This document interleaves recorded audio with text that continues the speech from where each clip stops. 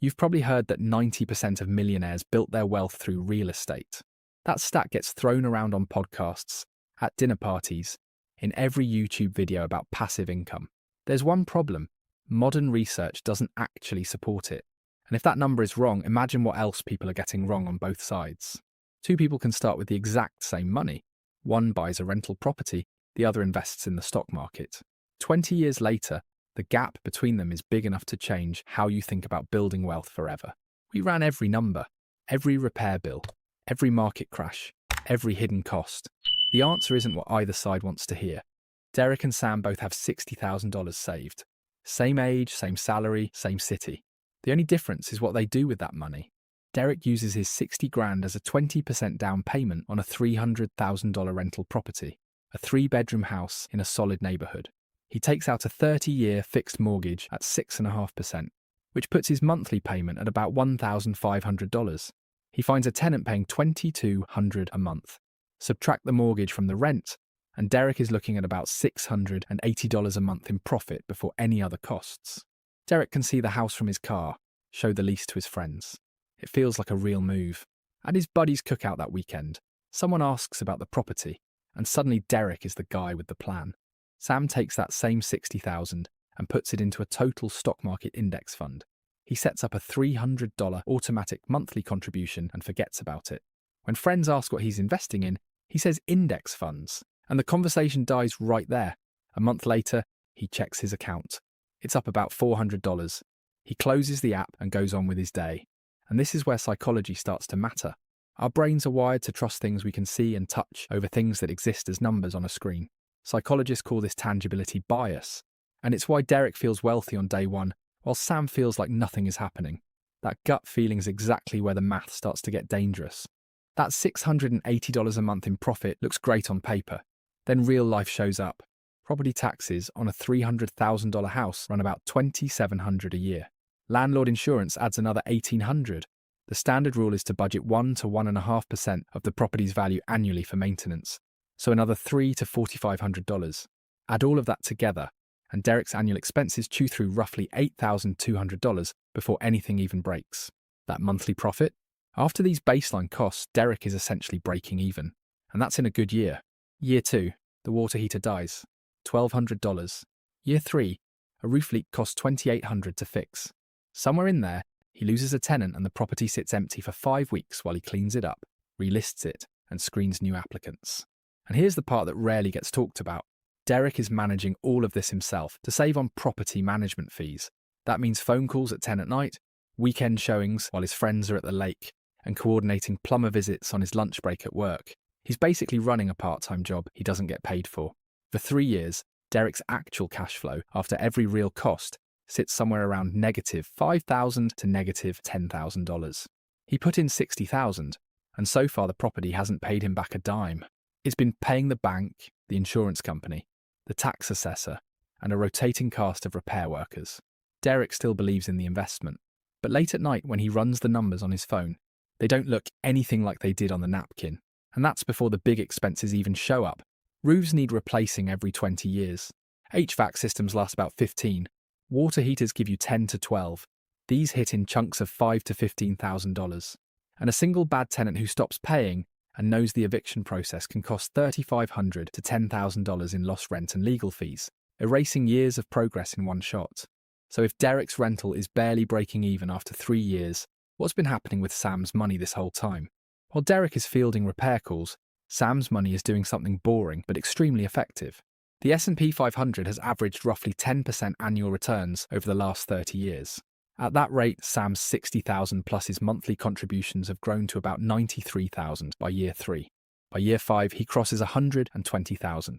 By year 7, he's approaching $157,000. Something important has shifted. The gains on his gains are now producing more new money each year than the $300 he's putting in every month. That's compound interest doing its thing. It's slow at first, then it bends upward faster and faster. Sam didn't pick individual stocks. He didn't watch financial news all day. He opened an account, automated his contributions, and left it alone. That's the whole strategy. On the weekends, Derek spends replacing a faucet or showing the property to strangers. Sam is doing whatever he wants. Now here's where the numbers get interesting. Because at the 10-year mark, the result isn't what you'd expect. Derek's property has gone up roughly 4% per year and is now worth about $444,000. His remaining mortgage balance is approximately $203,000.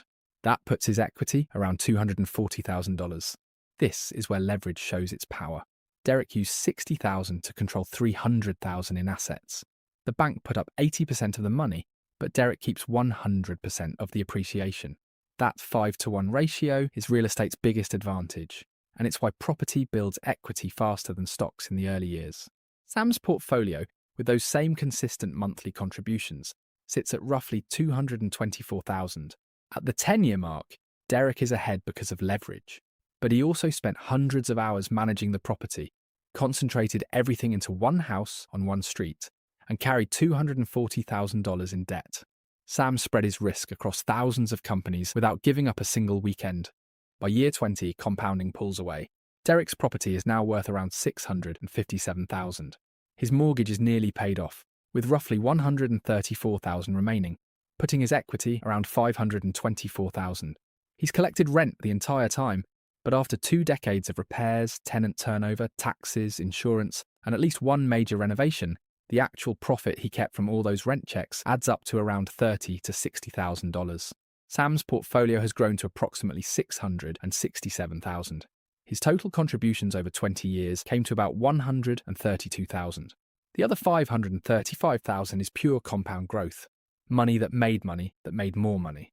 And if Sam had bumped his monthly contribution from $300 to $500, his portfolio climbs past $800,000. In the stock market, putting in more money multiplies through compounding. In real estate, putting in more money usually means buying another property, taking on another mortgage, and doubling your workload. If you're watching this trying to decide where to put your own savings, you might think the answer is obvious at this point. It's not, because we haven't talked about the one thing that matters more than any of these numbers. If this sounds like stocks win easily, there's one massive problem: your brain. In 2008, the S&P 500 dropped 38% in a single year. Peak to trough, it fell nearly 57%. In March 2020, it dropped 34% in about 3 weeks. If Sam watched his portfolio go from $150,000 to $93,000 in a month, every instinct he has would tell him to sell everything. And that's exactly what people do. A Dalbar study from 2024 found that the average stock fund investor earned about 16.5% that year, while the S&P 500 returned 25%. That gap exists because people sell when prices drop and buy back in after the recovery already happened. Over 30 years, Dalbar found the average investor earned about 7% annually versus the market's 10.5%. On $100,000, that difference turns into $800,000 versus $2 million over a lifetime. Same market, same time period, completely different outcome, all because of behavior. Now, before you walk away thinking real estate is a losing bet, hold on. It does beat stocks in specific situations, and if any of these apply to you, the math flips. If you're in a market where monthly rent equals at least 0.8 to 1% of the purchase price, the cash flow math works in your favor from day one. Think parts of the Midwest, the South, and smaller cities where a $200,000 house rents for $1,600 a month. If you use a strategy called house hacking, where you buy a duplex or a fourplex with an owner-occupied loan, live in one unit, and rent out the rest, you can cut your own housing costs to near zero while building equity. That's something the stock market simply cannot do. Real estate also has tax advantages stocks can't touch. Depreciation lets you write off part of your building's value every year, even while the property goes up in value. And a 1031 exchange lets you sell and roll the profits into a new property without paying capital gains taxes. Stock investors don't have anything like that outside of retirement accounts. Real estate isn't a bad investment. It's a misunderstood one. Remember that 90% number from the beginning? A Ramsey Solutions study of 10,000 actual millionaires found something different. 8 out of 10 built their wealth by investing consistently through their employer's 401k, and nearly all of them owned their home. They didn't pick one side, they used both. The real question was never which asset class wins on a spreadsheet. It's which one you'll actually stick with long enough for the math to work. Real estate forces you to stay in because you can't panic sell a house at 2 a.m. when the market drops. That illiquidity, the part that feels frustrating, is actually a feature. Stocks reward patience, but they test it every single day.